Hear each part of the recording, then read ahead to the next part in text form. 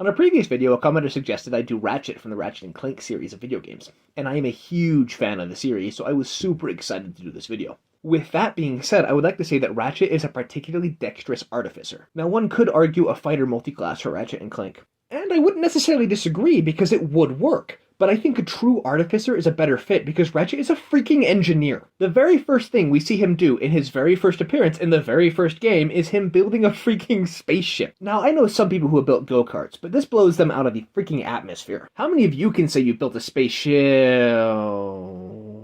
Ratchet. The gameplay of Ratchet and Clank is very heavily built around the use of different gadgets, with guns being only the tip of the iceberg. Given most things are a gun, but there's that hacking gun, and the rope shooting gun, and the megaphone gun that makes enemies friendly rather than annoyed and hostile, which is easily the most unrealistic thing about this game. I mean, if you used a megaphone this close to me, I'd want to freaking murder. You could even argue that Clank is this construct, which one particular artificer does eventually get. And in the books, the artificer class does get proficiency in firearms, assuming of course your character would have been exposed to them. With all this being said, I do want to say just one thing. Just because a character uses tech and gadgets does not mean that they are an artificer, because it could very well just be using magical items or tools that they purchased or are familiar with. For example, any rando could use bombs and grenades. An artificer would be designing and building special bombs that explode with goo and fart smells or something.